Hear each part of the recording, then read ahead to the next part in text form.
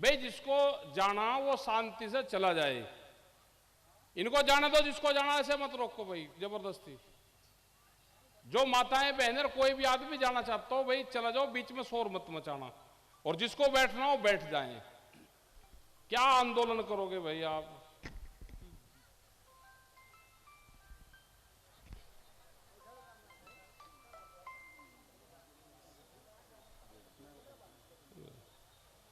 आदरणीय किसानों, नौजवान साथियों, बुजुर्गवारों, मेरी माताएं बहनें, पुलिस प्रशासन के लोग, पत्रकार बंधु, बहुत से मुद्दों पे बातचीत हुई है। पिछले करीब 35 साल से बहुत से आंदोलन आप लोगों ने देखे, बहुत सी सरकारें आपने देखी।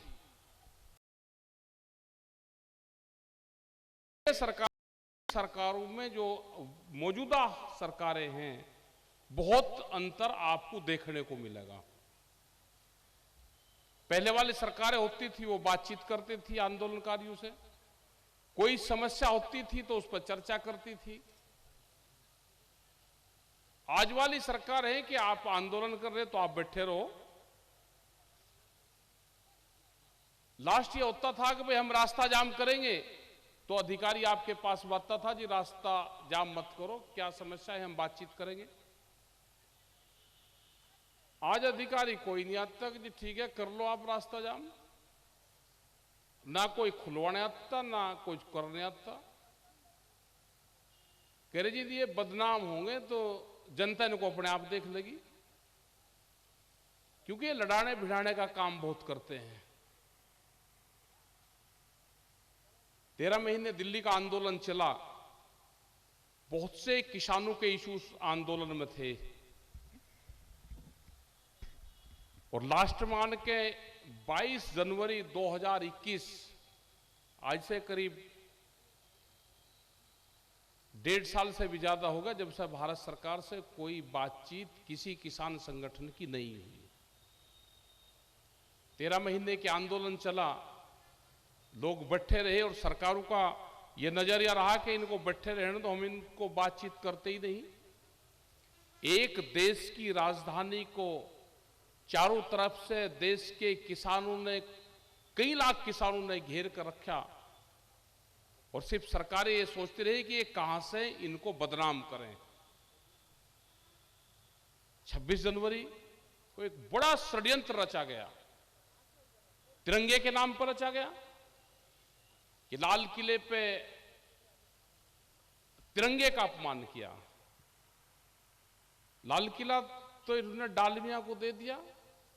अगर वहां पे झंडा भी फहराया जाता है तो डालमिया से किराए पे लेते हैं, उसको किरायानामा देते हैं भारत सरकार, वो तो डालमिया को दे दिया।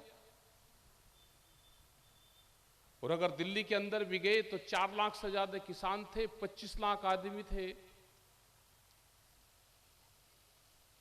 और अनगिनत तिरंगे झंडे थे जिनकी कोई गिनती भी नहीं है।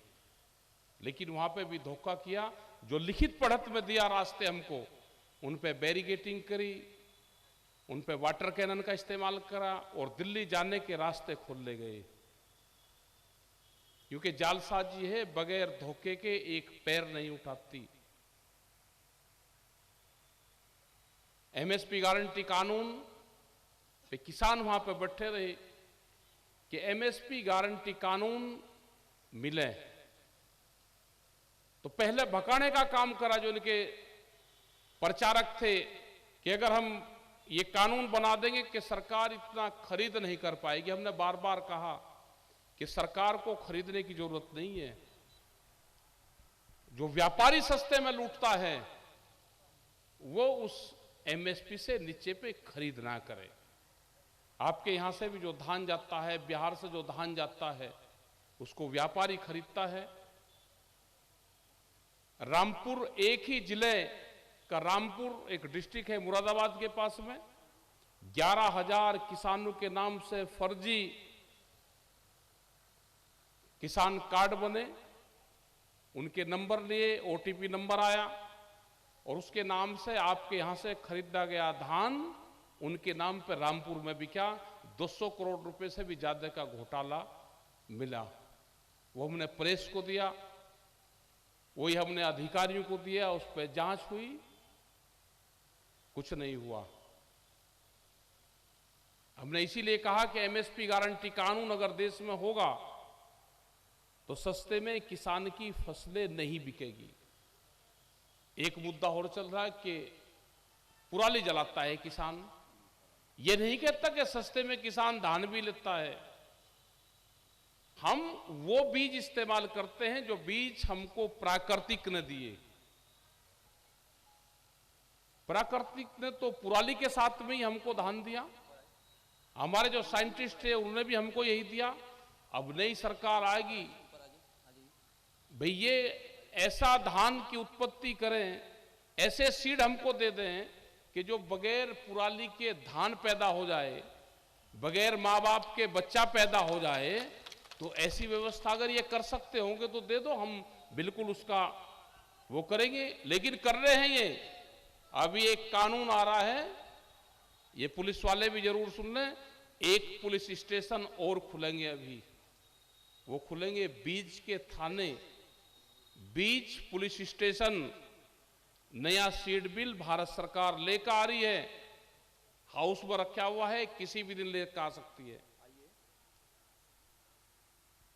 कोई भी कंपनी के लोग किसान को कहेंगे कि इस किसान ने मेरा बीज बोया है, मेरे सीड की चोरी की है, और उसमें उस कानून में है कि उसमें सजा और जुर्माना दोनों किसानों के ऊपर लगेगा। दूध की पॉलिसी लेकर आ रहे हैं, जेनेटिकली मॉडिफाइड सीड ले आए जो सरसों का बीज है, जिस कड़वे तेल का हमारे सभी घरों में इस्तेमाल होता है, उसको सरसों का तेल कड़वा तेल बोलते हैं पूर्वांचल में। क्या आपको पता है कि वो कड़वा तेल, जहरीले तेल की परमिशन भारत सरकार ने दे दी? जो मेरे पत्रकार बंधु हैं इनको जरूर उसका पता होगा कि सरसों के बीज की परमिशन दे दी है जो बीटी सीड है। अभी 26 वेजिटेबल फसलों पे ये परमिशन देंगे। क्या देश में कोई बैंगन की कमी है? सबसे पहला ट्रायल ये बैंगन पे भी करना चाह रहे। क्या बैंगन की कमी है कोई देश में? तो इस तरह के ये कानून लेकर आ रहे हैं और सुनने वाले हैं नहीं। आप कहते हो कि आंदोलन करें, आंदोलन कर लो, ये सरकारें सुनने वाली नहीं है। और जब विपक्ष कमजोर होता है तो तानाशाहों का जन्म होता है। वो टाइम आ गया कि विपक्ष को कमजोर करा गया, उनको ईडी सीडी का डर दिखा के अपने यहां पे भर्ती खोल ली गई। पूरे विपक्ष को कमजोर करके तानाशाहों का जन्म देश में हो चुका है। और जब तानाशाहों का जन्म होता है तो जनता आंदोलन करती है, जैसे श्रीलंका के हाल हुए। जनता आएगी, निकलेगी सड़कों पे, लेकिन अभी टाइम लगेगा इसको। किस तरह से ट्रेन, हवाई जहाज, जमीनें ये छीनने का काम कर रहे हैं। सस्ते में जमीन लेके, फ्री में जमीन लेके बड़ी बड़ी कंपनियों को दे रहे हैं। नया भूमि अधिग्रहण एक्ट जो 1894 का एक्ट था, बहुत आंदोलन करने के बाद में उस एक्ट में संशोधन हुआ। 2013 में एक नया एक्ट बना। उस एक्ट को बनवाने में सारी पॉलिटिकल पार्टियां थी। बीजेपी विपक्ष में रहती थी, सुमित्रा महाजन स्टैंडिंग कमेटी की चेयरमैन थी। उन्होंने, बीजेपी बड़ी पार्टी थी, उसकी चेयरमैन, उस भूमि अधिग्रहण एक्ट की जो कमेटी बनी उसकी चेयरमैन बनाया। हम सब लोग भी करीब 22 बार मिले, उन कमेटियों से मिले। उसमें जो संशोधन करे वे हुए, सब लोगों की सहमति से वो एक्ट बनकर तैयार हुआ। जैसे ही ये सत्ता में आए, उन्होंने सबसे पहले कि ये भूमि अधिग्रहण एक्ट खराब है, इसमें संशोधन होना चाहिए। क्योंकि अपने व्यापारी लोगों को जमीन देनी थी। राष्ट्रपति के वहां पे भेजा, हाउस में भेजा, जब आंदोलन हुए उसको वापसी लिया और फिर उसका मॉडल एक्ट बनाया। वो संशोधन नहीं हो पाया, लेकिन उसका मॉडल एक्ट बना दिया और स्टेट को उसकी पावर दे दी, और स्टेट ने डीसी जो डीएम होता है उसको पावर दे दी। और आपने देखा होगा कि जो हमारी बहन यहां से बोल रही थी, वो उसी का ही नतीजा है कि उसकी जमीन उसने ले ली, एक कंपनी को पावर दे दी गई और डीसी के यहां पे जाएगा, अपनी प्रोजेक्ट रिपोर्ट देगा और कहीं पे भी जमीन खरीद सकता है, किराए पे ले सकता है। पूरी पावर आज नया भूमि अधिग्रहण जो एक्ट था उसमें संशोधन करके डीएम के पास में पूरी आज पावर है। गुजरात में यही हाल हुआ। रिलायंस कंपनी को वहां की खेती करने के लिए 60 गांव की जमीन दी। वे लोअर कोर्ट में हारे, वे हाई कोर्ट में हारे, वे सुप्रीम कोर्ट की 3 बेंचों में हारे। जो जज पहले कोर्ट में था वही दूसरी कोर्ट में भी रहा, वही तीसरी कोर्ट में भी रहा और तीनों कोर्टों में हारने का काम करा। आम की खेती करने के लिए बॉम्बे के व्यापारी गुजरात के गांवों में खेती करेंगे, उनको फायदा होगा। जो गुजरात के किसान अपने ही गांव में खेत में खेती करते थे उनको नुकसान होता था। ये गुजरात मॉडल है। आप अगर संगठित नहीं रहोगे तो आपकी भी सारी जमीनें जाएंगी। जैसे लखनऊ के अंदर एयरपोर्ट पे पूरी जमीन 1 रुपया बगैर मुआवजे दिए वहां की पूरी जमीन छीनने का काम किया, आप जाकर पता कर लेना। और तर्क यह दिया कि 1942 में जब द्वितीय विश्व युद्ध था उस टाइम पे यह जमीन ली गई थी, उस टाइम पे मुआवजा दिया गया था। उस टाइम पे तो पूरा देश गुलाम था। क्या किसी की हिम्मत थी कि उन अंग्रेजी हुकूमत के सामने कोई किसान सर उठा सकता था? जब देश आजाद हुआ तो ये किसान आजाद क्यों नहीं हुए? ये पूरे किसान बिरादरी को खत्म करना चाहते हैं कि जम्मू कश्मीर में 370 की धाराएं नहीं हटी, देश में देश को गुमराह करा गया। वहां के किसान को पूरा बर्बाद कर रहे हैं। जो सेब आप वहां का खाते हैं, जो हिमाचल और जम्मू कश्मीर का जो सेब खाते हैं, हमारी एक भारतीय किसान यूनियन की टीम वहां पे गई थी। जब सेब किसानों का ट्रक में लोड हो जाता है तो 20 दिन तक वो ट्रक भरा हुआ खड़ा रहता है। आपने देखी होगी जो सेब आप यहां पे लेते हो तो उसकी क्वालिटी खराब होती है, क्योंकि सेब गर्म होकर वो अंदर से खराब रहता है। क्योंकि सेब के किसान से नफरत हो जाए, हिंदुस्तान के सेब के किसानों से नफरत हो जाए, यहाँ के सेब से नफरत हो जाए और बाहर का विदेशी सेब जो फ्रूट है पूरी दुनिया का वो यहाँ पान को उसकी मार्केट बढ़ाने के लिए और किसानों को बर्बाद करने के लिए एक एक जगह बर्बाद कर रहे हैं। आपके नजदीक लगता हुआ बिहार 2005 में यहाँ की मंडी खत्म कर दी गई। आज बिहार के किसान का क्या हाल है? वहां से पूरे किसान प्लान कर रहे हैं, अपने बच्चों को पढ़ा रहे, रोजगार की तलाश में वे बाहर भेजने का काम कर रहे हैं। तो पूरे बिहार को खत्म कर दिया गया। आज वहां पे नई सरकार आई है, फिर उनको चिट्ठी लिखी, उनसे फिर बातचीत हुई है और कहा है कि मंडी सेक्टर को बिहार को चालू करो। हमको एक प्रदेश में आंदोलन करना पड़ रहा। मध्य प्रदेश में इनकी सरकार है, 182 मंडी ये कह के कि मंडियों की खाली जमीन किसी के काम की नहीं है। 182 मंडियों की जमीन बेचने का काम करा जा रहा है। जाएगी किसको? जो आरएसएस के लोग होंगे उनको 500 मीटर से 1000 मीटर तक इंडस्ट्रीज के नाम पे वो जमीन देने का काम करेंगे। मंडी सेक्टर आपके बीच से खत्म होगा। 3 काले कानून खत्म हुए, भारत सरकार ने वापसी ले लिए, लेकिन कुछ जगह आज भी वे लागू हैं। वो लागू हो चुके थे बहुत जगह, उन पे भी हमको काम करना है। जिस स्टेट में आज उनकी फाइल गवर्नर के पास में रखी हुई है, जो स्टेट उन कानूनों को वापसी लेना चाहता है, राजस्थान के अंदर उस कानूनों की फाइल पूरी रखी हुई है, लेकिन वहां के गवर्नर उस पर साइन नहीं करेंगे क्योंकि वहां पे विपक्ष की पार्टी की सरकार है। मतलब इनके एक पैर अगर रखेंगे तो छलबाजी के अलावा कुछ नहीं है। देश को सिर्फ बांटने का काम कर रहे हैं। हिंदू मुस्लिम में बांटेंगे, सिख हिंदू में बांटेंगे, तोड़फोड़ करेंगे। ये देखेंगे कि ये संगठन, ये पार्टियां, इनका नुकसान कैसे होगा, इसमें पाड़ तोड़ कैसे होगी।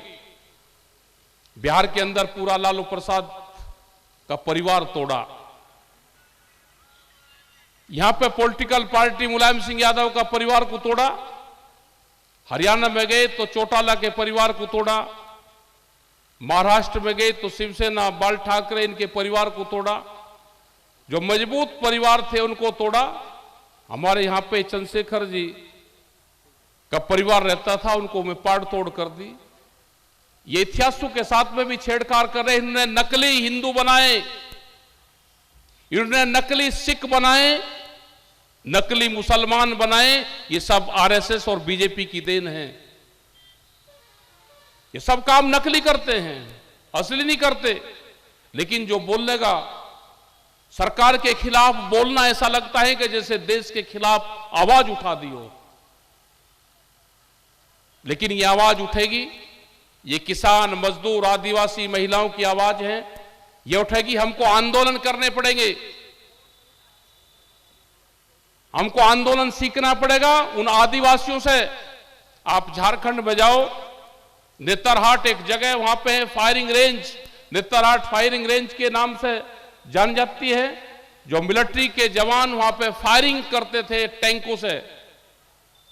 और जब उन्होंने 265 गांव की जमीन अधिग्रहण करने का मामला भारत सरकार ने लिया कि हम 265 गांव को अधिग्रहण करके और जंगलों से इन आदिवासियों को हटाएंगे, उन्होंने आंदोलन किए। जिन आदिवासियों को कहते हैं कि नक्सली हैं, वे नक्सली नहीं। उन्होंने आंदोलन किए और मिलिट्री और पुलिस के सामने आंदोलन किए। और उनका आंदोलन का तरीका भी आपको सीखना पड़ेगा। उनके हाथ में कोई डंडा, पत्थर उनके हाथ में नहीं। वे मिलिट्री की गाड़ियों के सामने लेटते हैं और जिस गाड़ी से उनकी टक्कर होती है, जो पुलिस और मिलिट्री के लोग उन पर डंडे वो चलाते हैं, जो घायल हो जाता है, जिसका खून निकल जाता है, वो पीछे हट जाते हैं मैदान में और दूसरे वाले फिर उनके आगे लेट जाते हैं। तो इस तरह के उनके आंदोलन चल रहे। हमको सीखना पड़ेगा उनसे आंदोलन। अगर ये किसान, मजदूर, आदिवासी इकट्ठा नहीं हुआ तो देश बिकेगा, आपकी जमीनें जाएंगी सारी।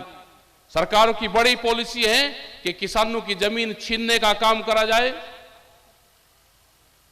इन जमीनों पे मल्टीनेशनल कंपनियां खेती करें, किसान अपने खेत से नफरत करें। देश का नौजवान जो खेत में काम करता था, उसको अपने खेत से ही नफरत हो जाए कि इस जमीन में कुछ नहीं है, इससे कोई पैदावार नहीं होती, मेरा लाभ इससे नहीं होता, मैं इसको छोड़कर जा रहा हूं। सरकार भी यही चाह रही है। अगर आपने इस तरह का काम किया तो सरकार अपने जो मिशन है उसमें कामयाब होगी। बराए मेहरबानी करके अपनी जमीन बेचने का काम ना करें, क्योंकि जो दूध की पॉलिसी आएगी उससे पशुधन खत्म होगा। यह आंदोलन कितने दिन चलेगा ये तो हमको नहीं पता, क्योंकि देश की आजादी का आंदोलन 90 वर्ष चला। ये पूरा क्रांतिकारी क्षेत्र है पूर्वांचल। आप सबको मजबूती के साथ में अपने यहां पर संगठन बनाना पड़ेगा, अपने लोगों को जोड़ना पड़ेगा, महिलाएं और बच्चों को भी अपने साथ में लेकर जोड़ना पड़ेगा, अपने खर्चे कम करने पड़ेंगे। नशे की प्रवृत्ति बहुत ज्यादा है, इसमें भी आपको कटौती करनी पड़ेगी और अपने मिशन को आगे बढ़ाना पड़ेगा। 10-10 रुपए की मेंबरशिप किसान संगठनों की है। अगर कोई आदमी 10 रुपए देगा तो ये मानना कि आपके संगठन में है, और कोई 10 रुपए भी अगर नहीं दे रहा तो ये मानना कि आपके संगठन में नहीं है। आप कमेटियां बनाओ गांव-गांव में। आंदोलन कब, कहां और कैसे होगा ये आने वाला टाइम बताएगा। आने वाले टाइम पे वैचारिक क्रांति इस देश में चलेगी, और जिस दुनिया में जहां पे भी किसी देश में वैचारिक क्रांति आई है तो वहां पे परिवर्तन आए हैं। ये विचार से परिवर्तन होगा। यहां पे देवरिया में शुगर फैक्ट्रियां, 14 शुगर फैक्ट्रियां देवरिया में होती थी। सबसे बड़ा जो डिस्ट्रिक्ट था चिन्नी के नाम से जाना जाता था, शुगर मिल के नाम से जाना जाता था, और आज आंदोलन ये करने पड़ रहे कि यहां पे शुगर फैक्ट्री लग जाए। ये भारत सरकार और यहाँ की सरकारों को भी हम लिखेंगे, 26 तारीख में ये इशू अपने एजेंडे में शामिल करेंगे कि बंद पड़ी शुगर फैक्ट्रियां चालू हो, नई शुगर मिल की व्यवस्था हो, जो पानी की समस्या है, बांध की समस्या है, जो कटान की समस्या है, उसका समाधान निकले और इस पे आंदोलन भी करते रहे। आप 26 तारीख को ज्यादा से ज्यादा लोग वहां पाए, एक दिन का प्रोग्राम है, बहुत से इशू हैं, ये सेमिनारों के माध्यम से, प्रेस के माध्यम से आप सब लोगों के बीच में जाएंगे। आपने बहुत धैर्य से बातचीत को सुना, पूरी कमेटी का, सभी किसानों का, सभी महिलाओं का बार बार धन्यवाद। और जो महिलाएं पंचायत अब शुरू करी हैं, आप उस पर भी ध्यान देंगे कि गांव-गांव में महिलाएं पंचायत, महिला चौपाल, हरा गमछा अपने साथ में सब लोग रखें।